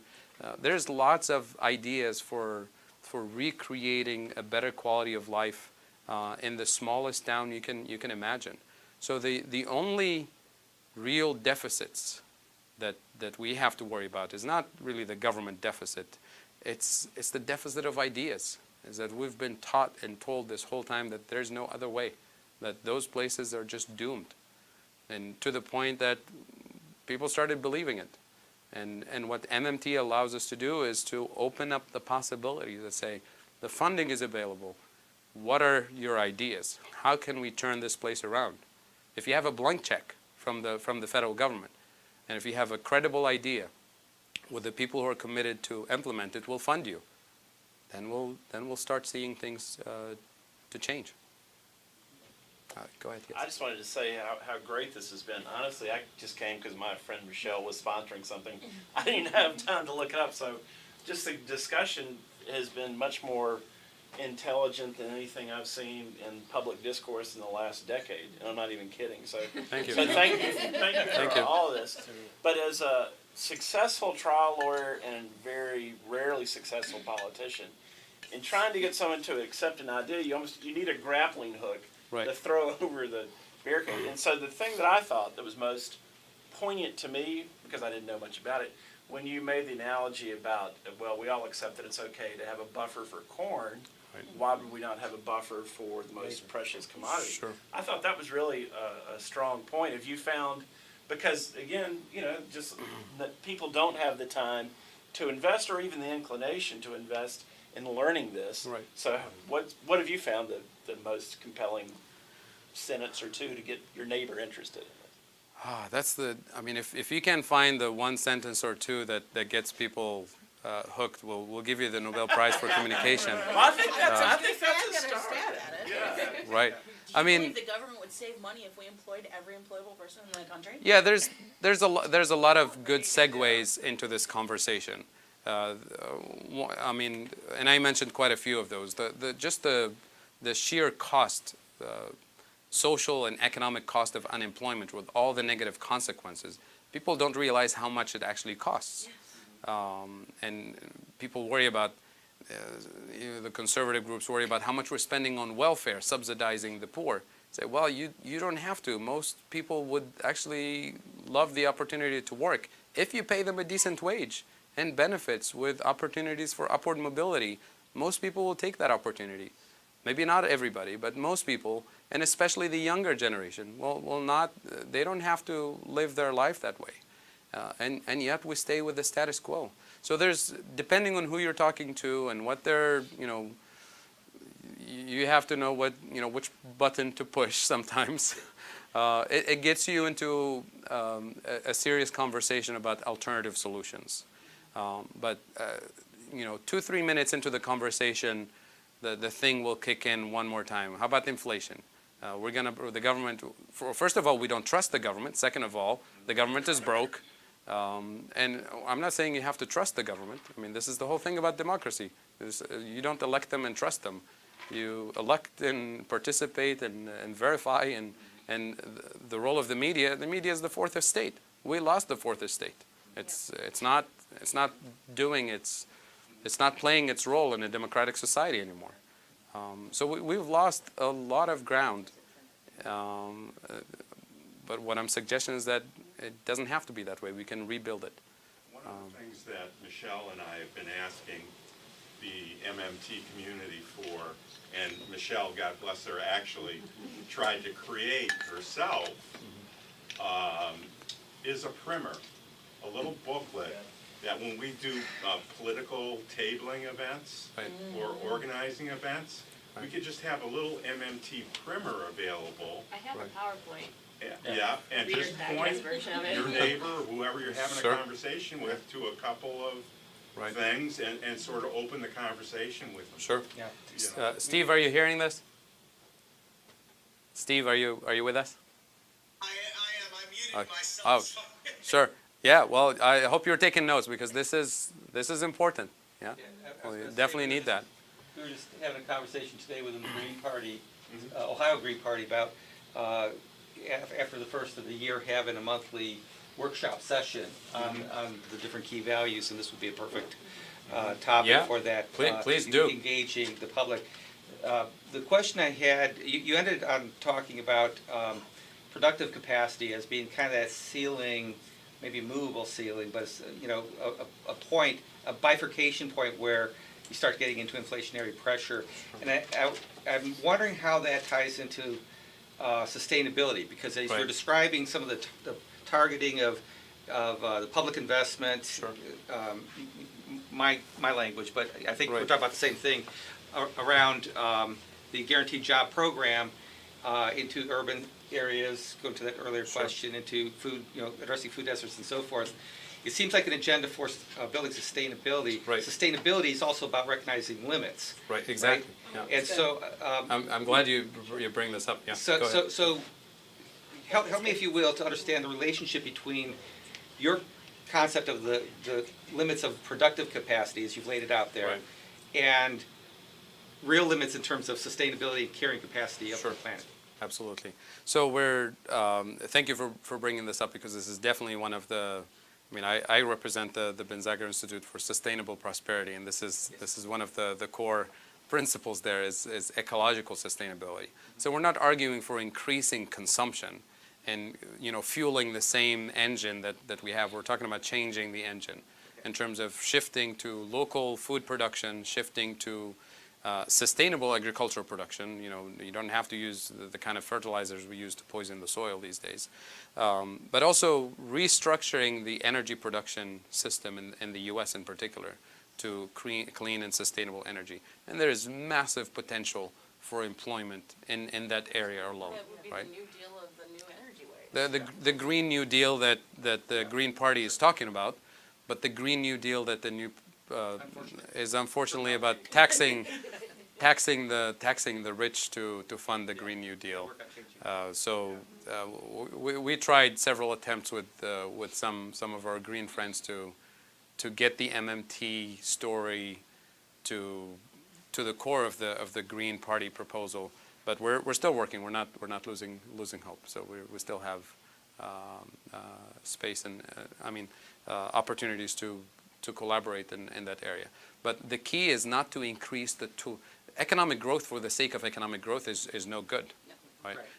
We're changing the variables, the target variables, which is quality of life. What are the things that improve quality of life? Jobs with decent wages, with health benefits, with retirement benefits, that improves quality of life. But growth for the sake of growth, we've had it for a long time. It doesn't improve quality of life, at least not for everyone. And that's the problem. Yes. I know I watched Stephanie Felton's video she had, which is on YouTube, it's called Angry Birds. But she had a segment where Ben Bernanke was interviewed by Scott Pelley in 60 Minutes. Right. And Scott Pelley asked Ben Bernanke, is that taxpayer money that the Fed is spending? And Ben Bernanke replies, no, we simply use the computer to mark up the size of the account. Yep. So I think when people say, like, oh, you just want to print money, to my understanding, it's mainly electronic. There's no printing of money, yeah. Oh, okay, Steve. Steve, go ahead. So, one of the concerns that we have is in dealing with the Green Party. They have obviously adopted a full reserve, positive money, AMI approach to their economic foundations, but they're solving problems that don't exist. Beginning with things like ending the fractional reserve system, or taking away the private Federal Reserve's right to print money, and how the United States has given up its rights to do all this stuff. There's a point of irrationality that it seems to be something that we stumble into far more often than we'd like. What has been your experience in dealing with irrational, almost religious belief systems that have come into play as it pertains to economics? Because this, quite frankly, is the bane of my existence at this point. Yeah. Well, I haven't had to deal with this sort of face to face. I think that it comes from good intentions, but it's aimed at completely the wrong target. As I mentioned in a conversation early on, when you try to separate the financing of the good progressive agenda from taxing the rich and taxing the banks and all that, we have to focus on that separation. And then I think the AMI group, and especially the what's the other groups, the positive money group, it comes from good intentions. They're worried about inequality and injustice and all that, but they're aiming at the wrong thing, and they're using the wrong tools. The banking money multiplier and all that stuff. It's my only advice is really to engage with us and read the literature from progressive people who are on your side, on the same side, and see if we can have a common understanding of what money is and what the Federal Reserve is and what central banks do, and then how we can use those institutions that are owned by the public. They say it's the public's money, and they say these are public institutions. We agree. The Fed, well, some of them say the Fed is a private institution owned by some conspiracy group or whatever. But look at the legal system, look at the bylaws, look at the details. The legal scholars that are part of the MMT community are the best people to speak on this. But I just invite everybody to engage at a serious level of conversation, reading the literature and reading the details, and join forces, because this is not benefiting anybody by having a large contingent of the progressive community just go after the wrong issue with all the good intentions. Steve, if it's okay with you, I'd like to cut it off here. Fadhel does have a 2-hour drive back home, and we have to do cleanup here in our venue.